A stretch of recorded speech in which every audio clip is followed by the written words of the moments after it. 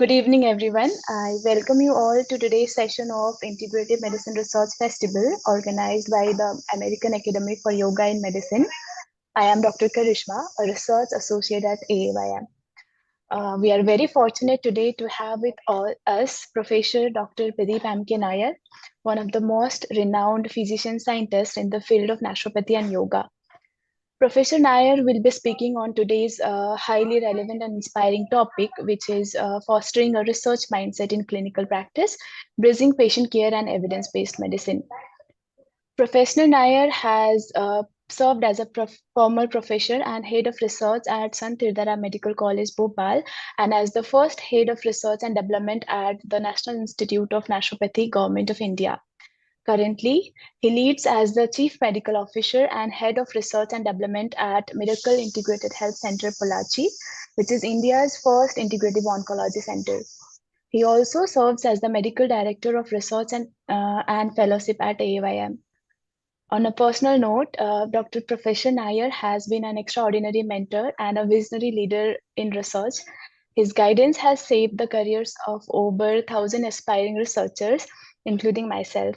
I feel deeply honored to say that Professor Nair was my MD guide. When I started my MD journey, I had no publications to my name. Under his mentorship, unwavering support, and precise guidance, I have achieved 21 peer-reviewed publications to date. So this transformation stands as a testament to his exceptional mentorship and his ability to bring the best in his students. So please join me in warmly welcoming Professor Pradeep M.K. Nair as he shares his valuable insights with us. Welcome, sir.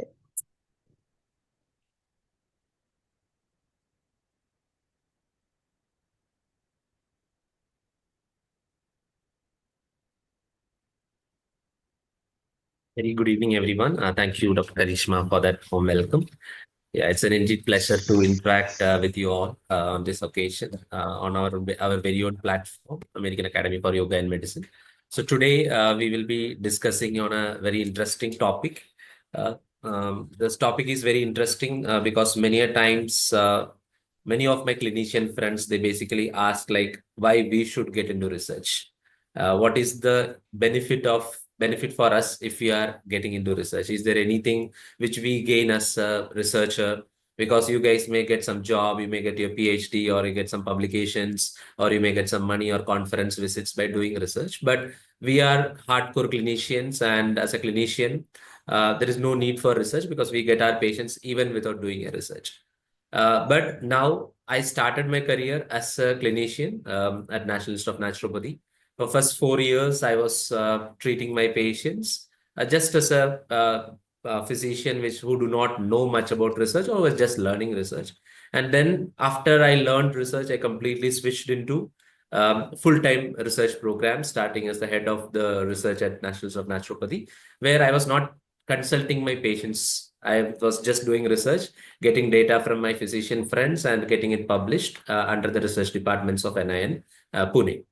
And later, when I got out of naturopathy, I got into a American company where I was working on research in insurance team, where I just look for the fraud and waste management in insurance. So there was, again, the research was not patient facing. I was doing all by my alone. Like I look into my papers, I look into the data, the numbers. I don't even know what that number means to the patient. So it just come in front of me. I just do it and I just collect and then I migrated to Madhya Pradesh. I started as the head of research and professor for research in Sant Tirthara Medical College. And again, I was not consulting any patients directly. I was teaching my students and I was again collecting the data, what my physician friends collect from that particular 125-bedded hospital. And that was one of the very fertile period for my research. I would say that like in around 2 years' time, we had published around 30-40 papers in that particular duration in peer-reviewed index journal, which I was very proud of that. And then life journey has taken me to a place where I'm currently heading an integrative oncology setting where I was forced to see patients after some 8 to 10 years. And as a naturopath by training, and I have never been exposed to terminal illness setting, this hardcore terminal illness. I get one or two patients who are in terminal illness who come to me and take some treatments. That too, some 12 years back when I was in NI. But suddenly I was exposed to these kind of terminal illness patients over here. And I was forced to treat patients, and it was very difficult for me to get acclimatized back to be a physician, because I always was a kind of a person who just want to get data and just want to publish. And I'm happy when my publication came. I do some advertisements, everybody give thumbs up, and I'm very happy about that thumbs up. But whether the research, what I'm doing, whether it is meaningful for my physician friends or not, I never inquired, because now when I became a physician, whether I am utilizing any research data. Okay, so that is something which thought of this particular topic, like why a research mindset will be very helpful while you are treating a patient, while you are taking some patients in your healthcare. So, and when American Academy of Yoga and Medicine, when we thought about this particular integrative medicine festival, so we did not wanted to keep it only for people who are already doing research or are seasoned researchers. We want everyone to be a part of that, be it a student who are pursuing medicine, or a student who are being modern medicine or naturopathy or homeopathy or Ayurveda. We want everyone to be a part of this particular program, just because of the fact that we want to create something called physician scientist or academic scientist. If you look into the current scenario, this is like all my students, whenever I take a class, this is the first slide which I always speak about. In today's scenario, if you look into the healthcare, the way the healthcare is being visioned or delivered, so you have a physician sitting somewhere and doing his own job, the treatment. Like if I pass out a physician, I get some knowledge. And after my physicianship, after getting my degree, medical degree, I'll be just, if I am interested in clinicals, I'll be just looking into only those CMEs or workshops or training programs which add some value to my clinical expertise. Where, okay, so if I'm a naturopath or if I'm an MBBS guy, if I just want to get something, so I'll add one more tool to my treatment. I can integrate ozone therapy, or I can integrate fasting or something. I never think about, okay, I'll go and attend a research workshop, or I'll go and get myself trained. I'm a physician. I should be getting trained in the research aspect also, so that I can treat my patients better. Or if you see academicians, so I've been an academician as well. So I have actually luckily fit into all these three roles across this 13, 14 years, what I have been in this field. So if you look into academicians, you just take out notes. Many a times the notes are from the seniors, the notes are from the textbooks, what you are supposed to read from based on the references given by the respective universities. You also never feel the need of research. Until unless UGC, the University of Grants Commission recently told that if you want a promotion, you require some papers to publish. Otherwise, there is no need for academician to just read some papers or publish some papers or teach their students from the current evidence what we have.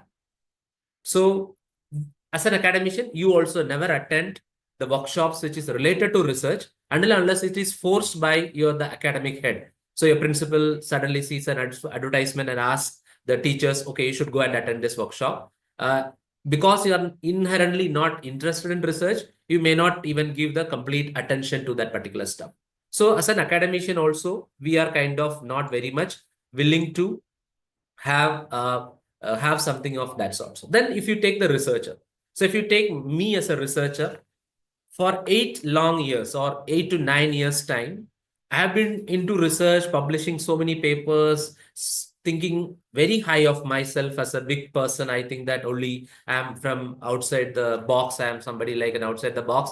But I have never treated a patient in the past 8 years, or my research outcomes, whatever I'm producing. So if you see the area of work I've done, I've worked with HIV patients, I've worked with cancer patients, I've worked with tuberculosis patients, diabetes patients, skin conditions.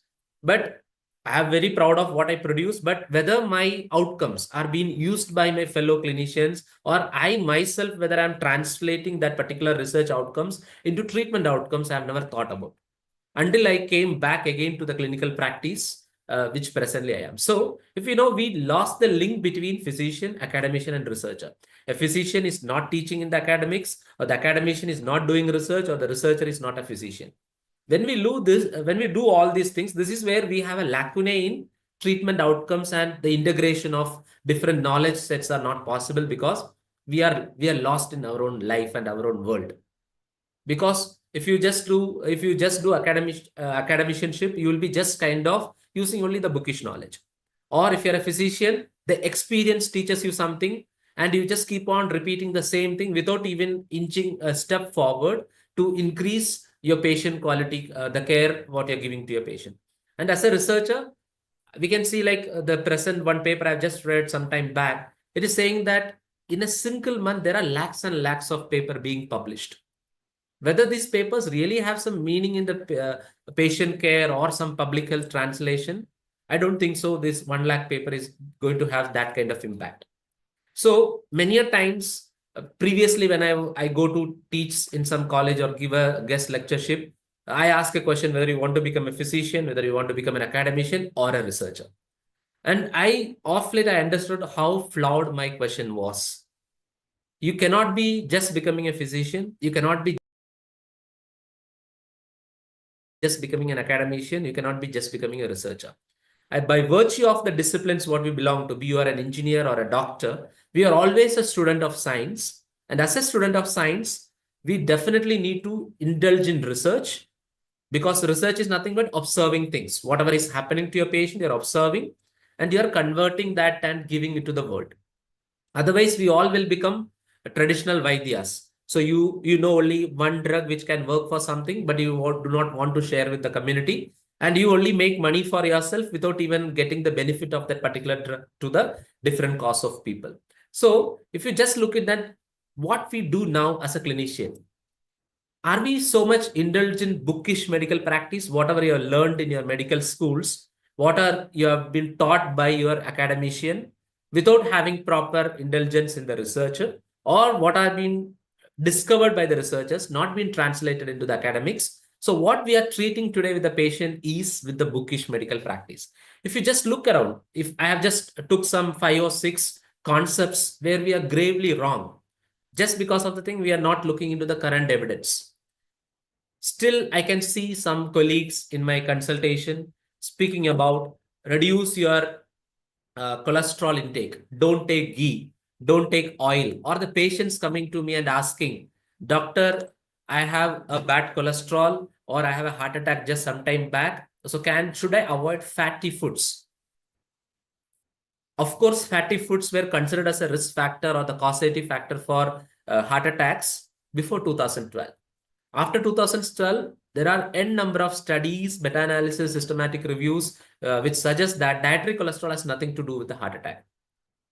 If you just go much deeper into it, LDL, your HDL, so many things, if you just look into the research evidence which is available, you do not have that kind of risk factor. But if you are a bookish physician who just come with what your Semplingam says or what your Davidson says, what your Hutchinson says, you will be still avoiding, or you are still denying your patients good fat because you believe that dietary cholesterol can cause heart attack, or yourself you're doing some harm by not taking good fat in your daily diet. And if you took the second thing, it is very common misconception among naturopathy graduates among. Like we recently finished a Delphi study where we had different experts across India who are clinicians, who are researchers, who are academicians. We collected what could be the ideal time for sun exposure. To our surprise, around 70% of the people in that particular Delphi work, they told they want to have their patients to have their sun exposure between 7 to 10 a.m. And we could not change that because it's a Delphi. We need a collective opinion. We cannot put our knowledge into that and say that, no, you should not do it 7 to 9. It is 10 to 3. We cannot do that.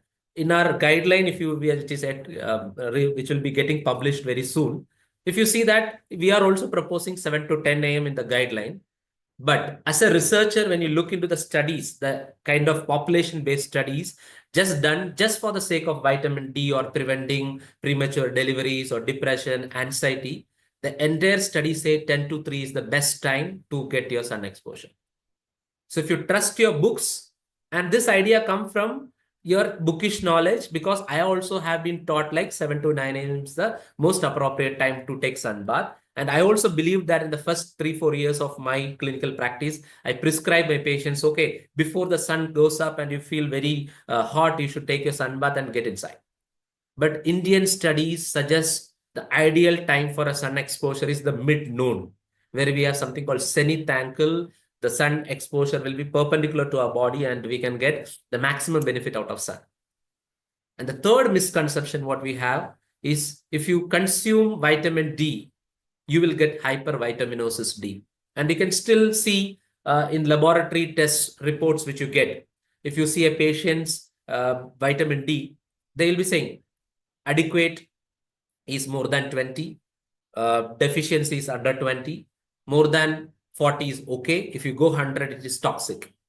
But if you just go into the medical literature on vitamin D, there is nothing called hypervitaminosis D.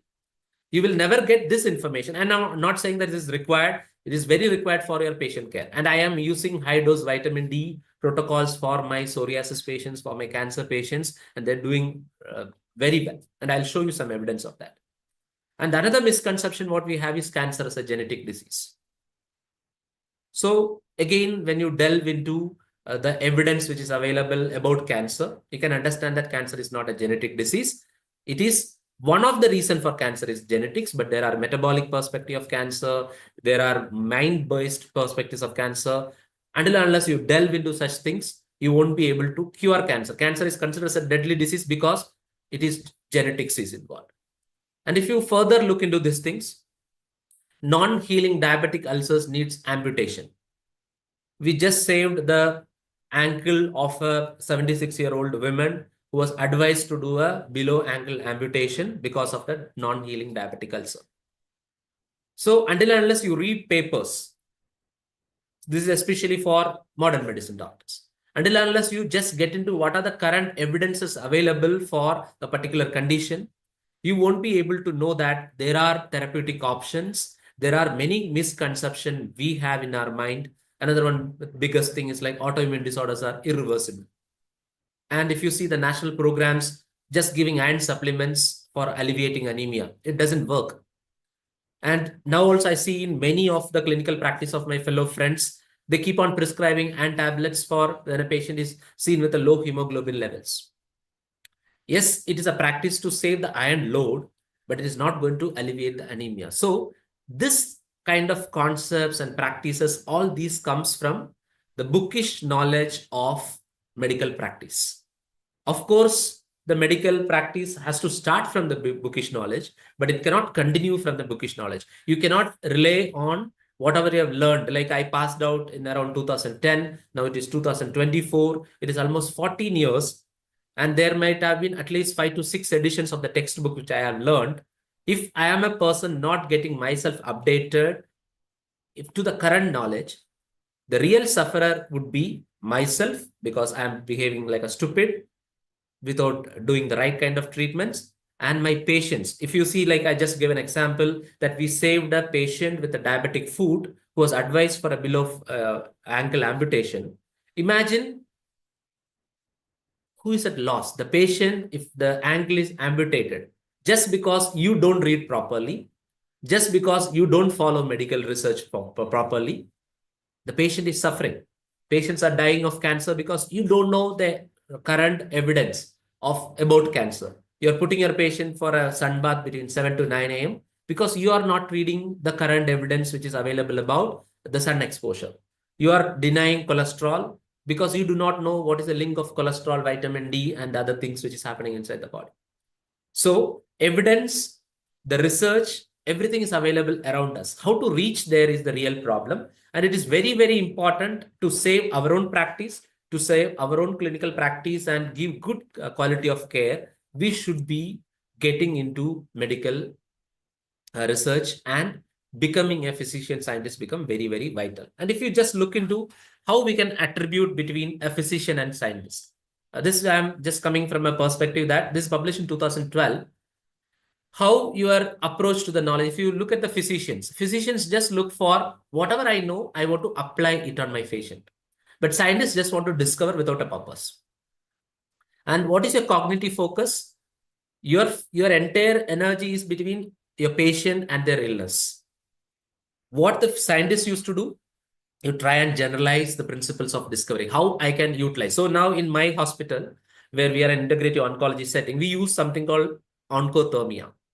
Oncothermia is an alternative to radiation without any side effects. You can heat the cancer cells, use the temperature difference, the voltage potential between the normal cell and cancer cell, try and break the intracellular extracellular membranes barrier, and induce apoptosis into the cancer cells.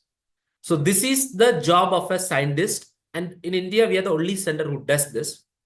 This came to India just because we as a group of physicians are trying to put the translational value of a research. We are looking for, okay, this is something how the cancer cells behave. The cancer cells has a different temperature potential. The heat shock proteins are different in cancer cell compared to a normal cell.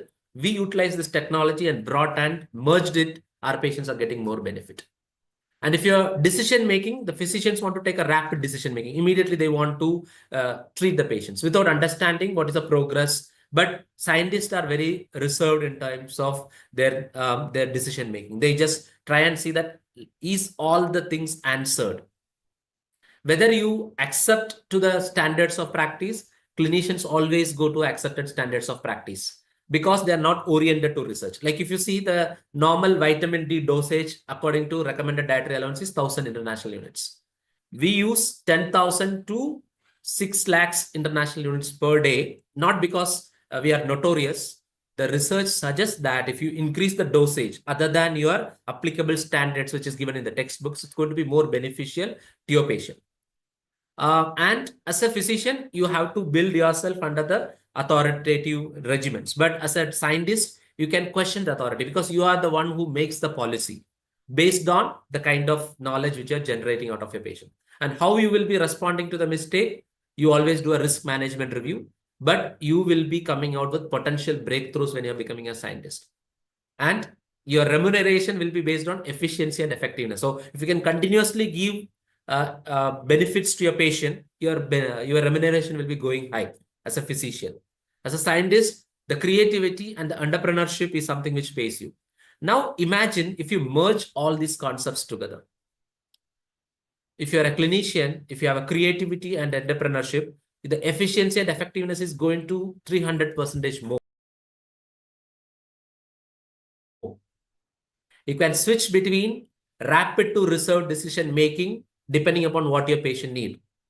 I see my patients in pain, my cancer patients with metastatic bone cancer, they see in pain. I don't immediately run and give a painkiller. I sometimes push some sterile water. And that itself work like wonder. Okay, patient feel like, now I have a typical patient who says that because I have been cheating her by giving the big saline water. She told doctor, you're cheating me, I want small bottle because the painkillers typically come in small bottles. So now I have also made that small bottles we fill with sterile water and push it. See, she's comfortable with her pain. So the rapid and reserved decision making will come only when you merge the scientist inside you to a physician, your clinical decision making, your application of the discovery, the way you question out of the box will be. Otherwise, you will be just hovering around a particular concept which is being taught to you by your teacher. You don't add more value to the physician care. And if you see what is the importance of research and clinical practice, if you just look into this, one is the primary importance is like it enhances the patient care quality outcomes. Your patient will be 10x. If you see what patients I am teaching, I'm treating those patients who are having it's a no option patient. They do not have answers in chemotherapy. They do not have answers in radiation. They do not have answers in surgery. They come to us when they do not have any options. And the amount of patient care and the outcomes which we are able to bring back, it is because we are applying the research into the clinical practice. And you can keep the clinical practices current and scientifically validated. You do not have to worry that am I doing a right thing? And it encourages continuous learning and professional development. I myself now engage myself into every conferences where I go, I can learn something and I can apply to my patient, whether it is clinically validated, whether it is having some research outcomes. It enhances your patient satisfaction and it reduces the variations in care. Now, just the example, the 7 to 9 a.m. sun exposure. In South India, it was 7 to 9 a.m. In North India, it is 10 to 3 a.m., 3 p.m. That variations can be reduced when you have effective research or the knowledge of research being inculcated into your clinical practice. And it promotes cost-effective treatments. You do not have to make a patient to stay for 24 days, 30 days, 60 days in a hospital. When you have the right knowledge about the right kind of approaches from the research, you can reduce the hospitalization duration, you can improve the patient outcomes, and you can bring the much needed change in the patients. And if you look, the physician scientist or the physician or the scientist, you are doing the patient care and the research at the same time. Okay. Every one of us, every medical practitioners in us, we know that the knowledge what we have is incomplete and inadequate. Okay. And we have to expand the existing knowledge. How to expand the existing knowledge? From the textbook, it is not going to happen. Textbook is limited. If I get printed today, tomorrow, the new information might have come. So the expansion of your knowledge can only happen through research. So many students, like when we run a fellowship program, many students come to me and they ask a question, sir, I'm a clinician.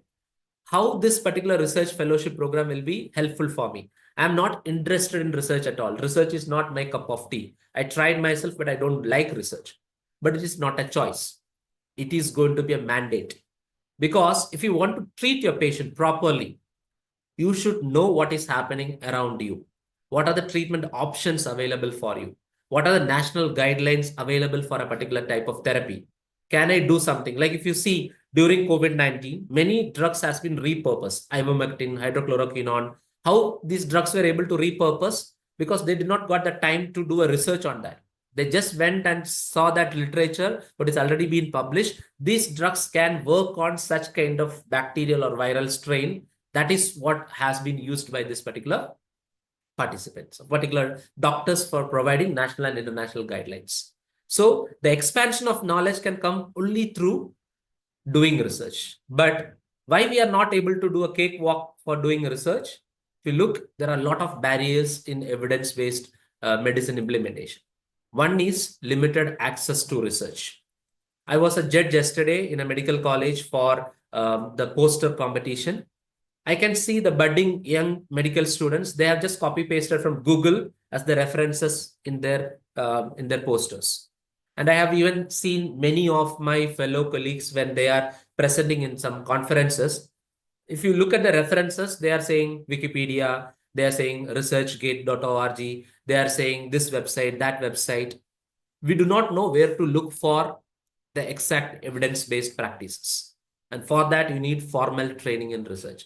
And as a clinician, you have a lot of time constraints. Now, previously I used to mock my physician friends, why you guys are not doing research? You're sitting on a bomb of data. You could have published and you could have brought a lot of change in the society. Now, when I become a clinician, I really understand why my fellow colleagues are not able to do research. Because your entire time will be spent on patient care. You do not have time to dedicatedly do some research kind of work. So this time constraints are something which is limiting ourselves in doing this. But if you're passionately involved to bring the change in your patient, you can find or prioritize time for research. So now I being in like a terminal ill setting, I'm able to prioritize my research. Like I'm dedicating myself, like we should at least submit 1 or 2 papers at least in 3 months time. That is a target we do as a clinicians, around 6 to 7 people working together. And lack of training in research methods. Okay, when you do not know what is the research methods available, whether I can use just a review article as the base of my treatment, or I can use a case report. Somebody has worked, a case report worked wonderful on a brain tumor. I can use the same thing. What is the value of that kind of evidence? Or I should do for a randomized control trial. This can come only when you are getting proper training for research methods. And there is a huge resistance to change among clinicians because they say this is working. Why I have to add more things to me? That may even enhance your practice, whatever you're doing. It could enhance your practice. But we are having the rigidity not to change what is the kind of pattern we are following. So this is something which is a very potential barrier that we are not able to penetrate deep into the clinical practice and bring in the much needed change. Imagine that if you just look, the recent study says that there are only 2 to 5% of physician scientists. Remaining 95% of us are either a scientist or a physician. Are we creating any meaningful research, or is our clinical practice is really valid? If you just want to think, is cancer a deadly disease? You may say yes if you feel that, or if you find that, if you do not do proper research. You can say it is not a deadly disease if you are properly involved into research. Try and understand what is cancer. So this is what is needed in the clinicians, as well as, I'm not only blaming clinicians, researchers has to become physicians as well, because you just do research without even knowing who is going to use your research. The number of papers, many of you are MD students, or you have already passed out MD, you might have so many publications, you are already into some research studies. Whether your research outcomes, is it being used anywhere? Anybody is going to use your research, or you yourself, are you implementing any of your research outcomes into your patient? If you're not doing that, or if somebody else is not doing that particular action, then whatever research you have done is going to be useless. So if at all we want to bring in the meaningful healthcare into the society, fostering a research mind is very, very important, both for the clinician as well as the researchers. And what we can do, the strategies to foster a research mind: encouraging curiosity and questioning the current practices. Don't just accept everything is provided to you as the final word. So when I get my patients, like especially the cancer patients, come to me with a stage 4 cancer, given 4 months to live, they just ask me, doctor, I have only 4 months to live. How much you can do to save my life? Or the relatives or the son or the daughter of the patient ask me, doctor, give me another 2 more years more for my father or mother. That itself is enough. I'm neither an astrologer nor God. But if you have the curiosity to question the current practices, is it the PET scan just the end of the world? Or having a terminal illness, multiple metastatic lesion, is that the end of the world? If you have proper research mindset, you can question these practices and come out of a wonderful, and you can make a very glorifying practice for yourself. And then you need to attend the training and resources for research and evidence-based medicine. Like now, this particular webinar series which we are running, it's free. And you can see, I don't know how many participants right now, let us say. So we have around 62 participants attended so far. And we have a capacity to keep more than 500 people over here. Even for a free thing, we cannot see many people being interested to be a part of this, because we just don't feel that this is going to be important. Are you wanting to become an average clinician, average academician, or average researcher? Or you want to come out to be as a leader for your own rights, whichever stream you're going to be? It's very, very important that you become the leader, the subject matter expert, or the authoritarian for whatever you do. For that, I have my mentors, Professor Bhushan Patwardhan, Dr. Aarti Nagarkar, or my former director, Dr. Satyalakshmi. They still keep on reading, try and gathering more information. They are actively involved with young minds to create resources. If you see all these things, it is very, very, very charming to see. That is why they are the leaders of our own groups. We are following them very crazily. We are just looking up to them, because they just use every time in them for training themselves and training others. If I am now speaking to you, if you see, if I am speaking to you, I have spent so much of time in creating this particular PowerPoint and what to speak to you, because fostering research mindset, I can even put in chat GPT. I'll get some slides and I can just foster it and I can just come and speak. But even if I get from chat GPT, for example, what to speak, how to link the connection, what I want to make an impact on the audience who are coming. You're spending 62 people, you're here, and you're spending your 1 hour with me. I should make it meaningful. So training ourselves to become a clinician, even if you do not are interested in doing research, at least to treat your patient, you still require research training. Unfortunately, in our hospitals, in our medical colleges, we are not trained. Even though we may have a subject called research method, we just dodge it. We do not want to learn it properly, or there is no teachers to teach us properly. And creating a supportive environment for research activities. So because, in every college, there'll be 1 or 2 people who will be involved in research. So they'll be sitting in a corner and using their laptops, and the other academicians will be coming and saying, oh, these guys are having a very good life. They have to just sit in the computer and keep on typing something and publish something, and publishing is very easy. Or in the other side, we will be sitting as research and say, oh, these guys are very good. They can just take the sampling, copy paste that and speak on date together. Ultimately, the students are becoming losers. We ourselves are becoming losers because we are not going, teachers are not going to treat the patients. The clinicians are not coming to the hospital to teach you. We are nowhere linking. The patient care is at haywire. And third thing is like there is a huge gap between the basic science and the medical science. If you have listened to Dr. Vijay Nema, who spoke before me, 2 days back before me, we have collaborated very extensively with Dr. Vijay Nema, who is a microbiologist by training, become a molecular biologist, and he is heading a molecular biology lab in National AIDS Research Institute. And I don't know what is the name right now, National AIDS Research Institute. The amount of knowledge and capacity building he brings to medical science, being a basic scientist, is tremendous, because you do not understand, like we all speak about gut flora now, and like we are 65 people, we all every day speak about your gut dysbiosis. We need to correct your gut. How many of us know what are the dominant bacteriums in the gut, how gut microbiota looks, and what are the techniques which can use to see the gut?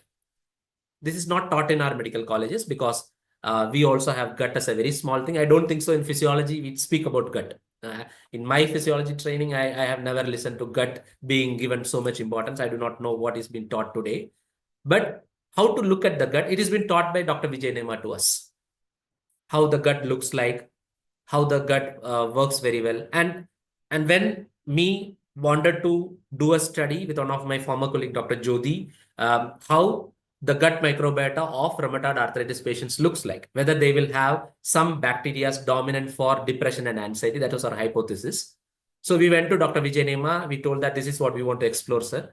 So he took the stool sample of 10 or 15 patients. We shipped the entire stool from Bhopal to Pune.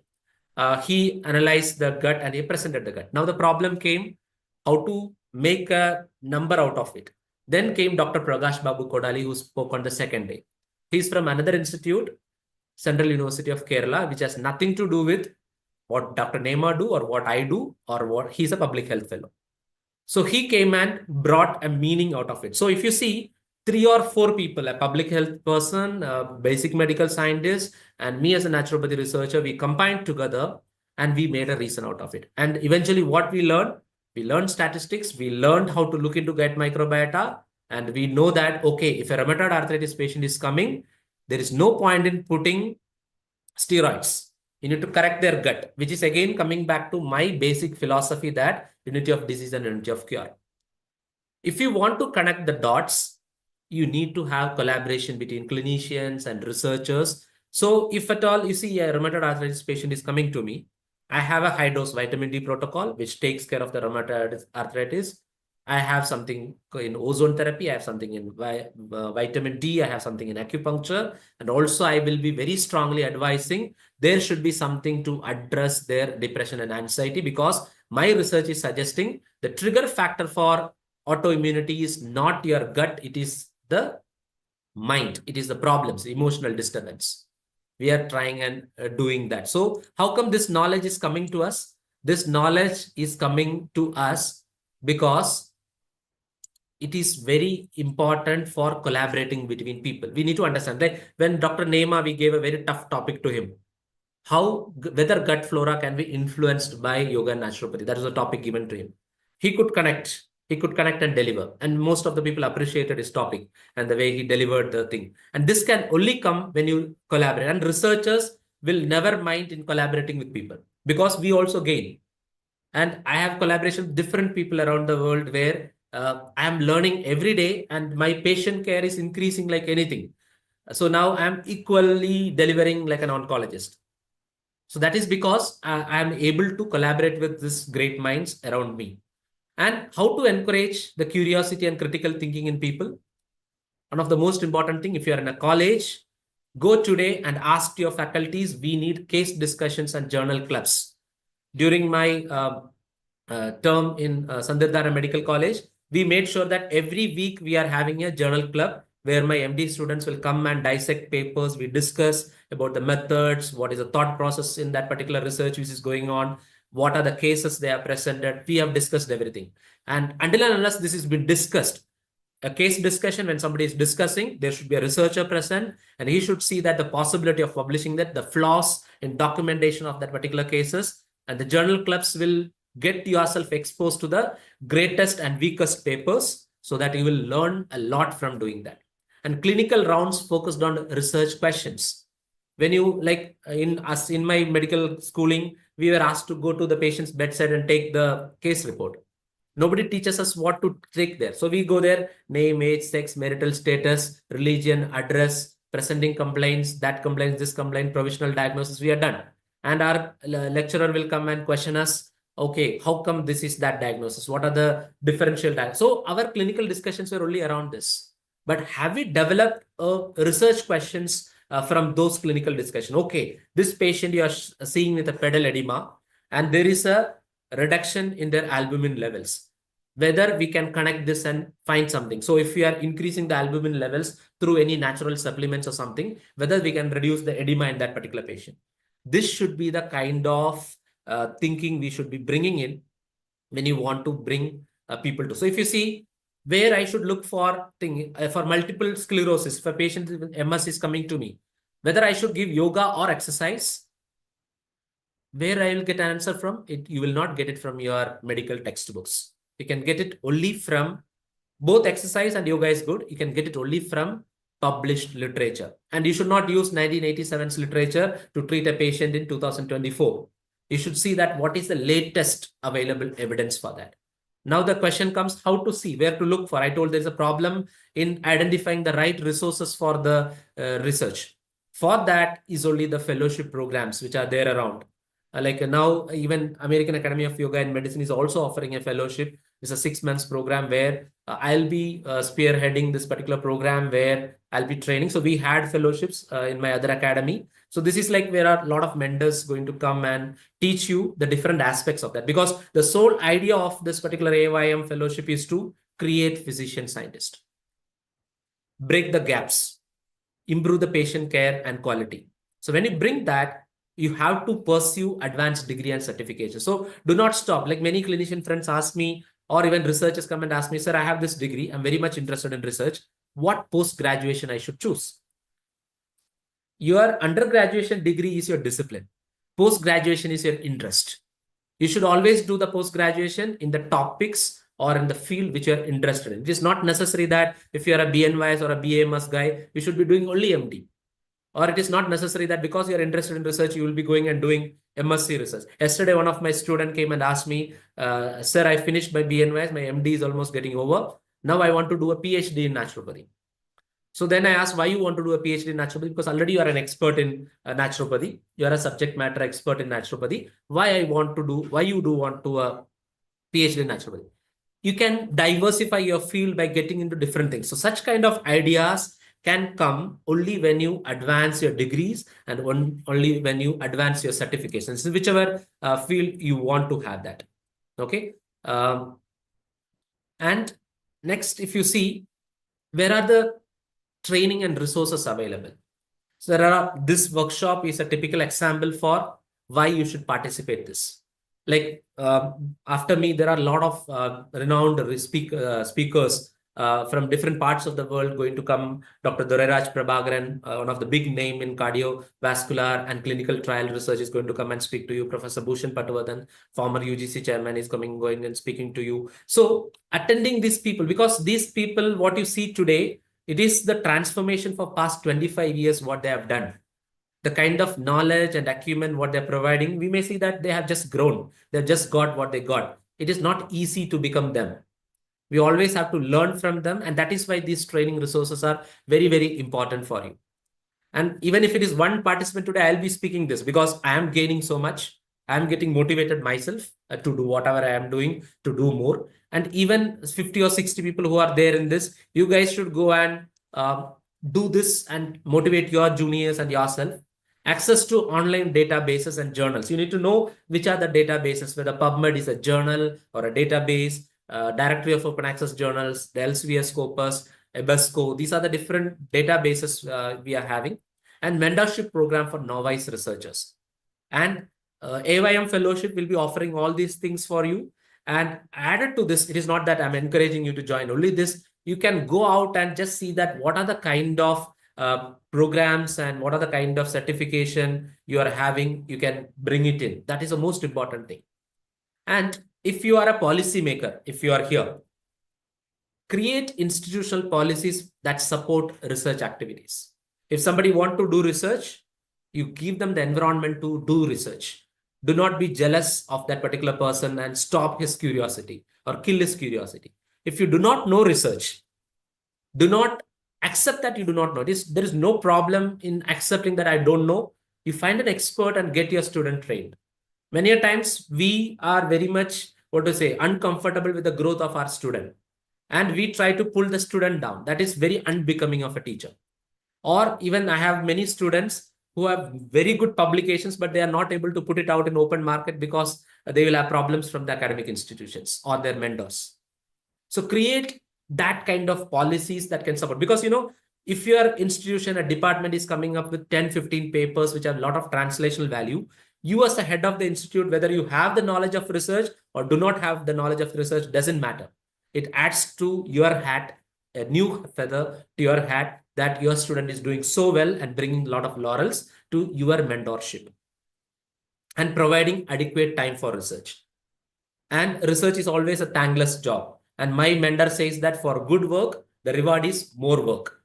Always they put more work on the people who are doing good work. Because the more the work you do, the more expert you will be becoming in no time. So providing yourself adequate time, many a times research, you need to prove your mettle. I started my research, my boss, even though he was interested in research, all my research related activities have been done after my duty hours because my primary jobs cannot be compromised. When I become an authority for research in my own rights, I have given enough space to provide research. So you need to create the space for yourself. You do not think that, oh, my HOD is not interested. My HOD does not understand what I'm trying to say. You go to home and do the research. Nobody will stop you from publishing. And when you have 5 names, every person who are against you or not supporting you, they'll come to your support. Get them included. Make them the part of your research program. Teach each other. As a student, always, like even if you're a professor or a lecturer or a student, you all are students. You can learn from each other. You don't feel ashamed of learning from your student because your students are very smarter than you. I am very smarter than my teacher. My teacher is very proud of me. And all my students are very smarter than me. They have gone way ahead than me. I'm very happy about them because I think that that is how it works, because every generation is going to become smarter. Allow them to do what they want to do and recognize and reward research contributions. I'm just telling this for the institutions who you are a part of, or if you will become an institutional head in due course by the virtue of whatever you do. At that point of time, these are the points what you need to keep in mind, that I want to create a student-friendly environment so that I can build physician scientist inside my institution. They'll go out there and serve my people wherever country you belong to, and they can be the proud student of yours. And that is what always every teacher wants to have. And I feel that that is something which we all should do, because today's students are tomorrow's leaders and HODs, and you should change the culture inside yours. And collaboration, as I told earlier, it's one of the most important thing that you should collaborate. If you just look into the paper, which is down there, management of polyneuropathy, we have around 16 authors in that. We are from 8 or 10 different institutions collaborated together to bring out a guideline on how you treat polyneuropathy using yoga and naturopathy medicine. So collaboration can grow the visibility. Everyone own this particular paper. Everyone shares in their platform. Everyone's students read this paper. They use that for their benefits and clinical practice, because we are always jealous about others' achievements, right? Like, oh, this paper, I will not even show to my students. But if you are also part of that, or if you make your enemy, who is a very good researcher, part of your own research, or you becoming a part of his own research, both of you will be sharing with your students. The dissemination of the knowledge is going to be very, very higher than you doing a research for yourself and looking at it and being happy. Whereas ultimately the aim of every studies is to disseminate knowledge. So you should have multidisciplinary research teams. Have basic scientists, have Ayurveda person, have homeopathy person, have allopaths, have naturopaths, and you can partner with academic institutions One medical college can partner with another. If you have 5 friends, 5 OPDs you are running, collaborate between each other, pool the data and get it published. Try and see that what different way all you 5 guys are doing your work, and involve yourself in large scale clinical trials wherever it is happening. You can understand what is going to happen for your patients. Now see what will be the future of your patients. So that is very, very important that we are collaborating. And if you see the practical steps for clinicians, okay, finding a right mentor. A mentor is a very, very important thing. Like I was very lucky to have many mentors, not a single person. I will be one-sided. You can use multidisciplinary mentors. Okay. Dr. Karishma told I am her mentor. So she is being mentored by Dr. Prakash. She's been mentored by different people at a different point of time, because everybody has different expertise and experience and nobody is complete. And there is no harm in you diversifying your experiences from different mentors. Stay updated with latest research. You should know that yesterday this particular drug was useful, whether it is really useful today. Engaging in continuous education and training. Do not say that like today I just, when we started this particular thing, I have seen one of a doctor joining in this one, Dr. Vishnu Joban Patra. If you can see, he is almost in his 70s or 80s. I met him in Anandpur. He's a participant. I am just anticipating that is the right person, which I'm saying. I'm not knowing that whether it's other one, which I know. So, and the Vishnu Joban Patra, which I know, I don't know whether it's the same person, but he's a 70 or 80-year-old physician and is a gynecologist himself. He is so curious about learning and understanding different things at this age and motivating people around us. Learning has no end. Every day you should learn something. And participating in research projects and clinical practice can also get empowered by the research. If you see this particular work which he published over here, one of the recent studies which we have done, the palmoplantar psoriasis, which is impossible to heal in most of the medical literature. In our hospital, we were able to show the change in our participant by doing that particular approach. So why this is being published? Because there is a protocol out there available for people to test and redo this again and again. So when I get a patient, when nothing works, when you go to the medical literature, you always find something that you can try on a patient, because many a times you get no option patients. Nothing which is standardized in the standard operating protocol works for them. At that point of time, research will open you multiple ways. And that's what I want to convey today. And thank you so much. You can always connect to me in my social media or through my email or mobile. And once again, I thank AAYM for giving the opportunity as well as to discuss these things with you. And I feel that I might have contributed a bit of knowledge, what I know, and which is going to be very important for you guys to take it ahead, because going ahead, research is not going to be an option. Research is going to be a mandate. Research is going to be something which is very vital for you to become a physician scientist. Otherwise, you'll be outdated and you won't be able to do the things what you want to do. Yeah, that's all I have to share. Thank you, Dr. Pradeep M. Nair, for the valuable session on the importance of being a physician scientist and the significance of evidence-based practice.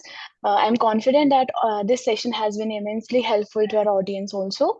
Your mentorship, which is I'm always grateful for, have played a key role in my own growth as a researcher. So, on behalf of American Academy for Yoga and Medicine, I'd like to express our heartfelt appreciation for your presence today and for sharing your thought provoking insights with us. Thank you once again, sir. So please note that our next session will be held on Tuesday, not on Monday. So it will be held on Tuesday, December 3rd, 7 to 8 p.m. The speaker is Dr. AAYM Sankar Gowda, Pro Vice Chancellor, Dean of IUS at Swami Vivekanand Subarthi University, Meerut, and Principal of Subarthi College and Hospital of Naturopathy and Yogic Sciences. So he'll be presenting on the topic leveraging university UGC resource for research excellence, a guide to becoming a proficient researcher. So please join and we look forward to an insightful, enriching session. Thank you. Yeah, but we have some questions also, Karishma. Okay. Yeah. So the Uh, first question was, you want to organize a workshop on research in preventive oncology and integrative medicine. Yeah, definitely we'll think about that in future. Being in research, how people can earn minimum to maximum. Okay, how much? Actually, it is impossible amounts you can earn being in research and in clinical practice. So I was appointed in this particular institute because I had some experience in research, and I joined now. Under me, there are oncologists. Under me, there are MD physicians. There are naturopaths, homeopaths. We all are practicing together, and I'm the highest paid in my institute. I do not want to reveal my amount, but I'm the highest paid in my institute. So you can imagine, like, if you are paid more than an oncologist, how much you will be paid, and that is the kind of money you can earn. But for that, you need to be very patient in investing your time. And if you know the amount of time which I have invested and many of my mentors have invested, it is years together. You should have the patience to reach there, then the money will come back of yours. And that is I'm the live example for that, and many of my students. And there are courses on research methodology, but don't know to apply to current practice particular. See, every course will give a component. This is the problem, is like we do not know how to utilize that into our particular activity. Nobody will teach us how to use a spoon. They'll say the spoon can be used for eating food. So at that point of time, you should use your wisdom. Which are the organs which I should be using to take the spoon to the food and take it to the mouth? And it is not one course. Like, I have attended different types of research methodology. Everything will add something to it. Even like if you see AAYM fellowships, it may add some value, but overall, there may be many things which you can do together that will be adding the value to you. And that's why I told about you should have multiple mentors for enriching your experience and find the right person inside you. Okay. Another question was, once we joined research, can we switch to a clinician? You are already default a clinician by the virtue of your training. Research is an added additional experience which is going to enhance the quality of care you are going to give. So you can easily switch between both. So I am also, after 7 o'clock, I'm a researcher. Till 7 o'clock, I am a physician. I have to take care of my patient. But my research interest is being served after 7 o'clock. And then what question we have? Third year student, I have a bit of habit of reading research paper, good habit. How can I be able to improve the knowledge about things? One way is to attend such kind of webinars, enroll yourself right from your studentship, enroll yourself in different types of fellowship programs, training programs of your interest. That will definitely helpful for you. See, at this point of time, whether people are appreciating the kind of curiosity you're having or not is not at all necessary. Are you appreciating it yourself? Okay, I have a curiosity for research, whether I am fine-tuning my skills or not. Where you're going to use this, that is secondary. Okay. And then we have something from Priya Gupta. How can we approach good mentors in research, as many institutions don't provide them, but charges the fees accordingly? It's a very personal question, Priya. Uh, so there are, we are always there. Anytime you can reach out to anyone whom you feel that they are the right mentor, and force them to be a mentor. That is the right way. Because even if you want to find a PhD grade, you have to force them to take you as their student. So you should make yourself the eligible candidate, so that they are also finding some value in what you do, and definitely you will get good mentors for yourself. How can a UG student, can I start my... So you can start your research right from your 12th standard. Be a UG student is an additional value. You are getting to know more about medical field and the treatment aspects of whatever disciplines you belong to. And definitely you can find the right mentor, read, and because these are all outside available. And so at times, in the first research methodology workshop where I attended, 75% of the thing I did not understood. P-value, significance, methods, randomized control trial. I just went and attended because I want to do research. I want to become a scientist. But later, when I made that habit of attending such things, it made a lot of sense. So every time when you start something for the first time, it does not make much sense. But eventually, if you are interested genuinely, if you have something you're genuinely interested, you'll be definitely able to do that. Is it necessary to do MD to be a researcher? It is not even necessary to do MD to be a researcher. Even education is not required to become a researcher. Curiosity is something which you need for becoming a researcher, because many researchers are not even what a 10 standard pass. So knowledge is an additional thing. And when you get MD or PhD, don't think that you know everything. That is the only thing which stops the growth of us as a researcher.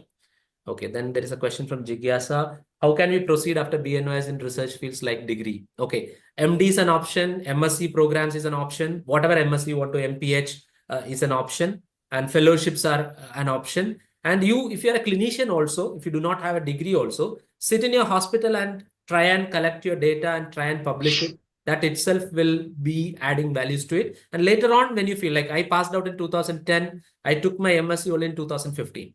So I took my time to make sure that I'm doing the right thing, because adding one more degree is going to add a value in my career. So that has helped me. Okay. So I think that is answered.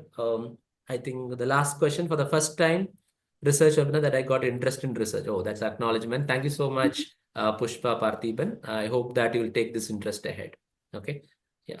Thank you. Over to Karishma. So thank you everyone for joining in. So see you in next session. Thank you, sir. Thank you.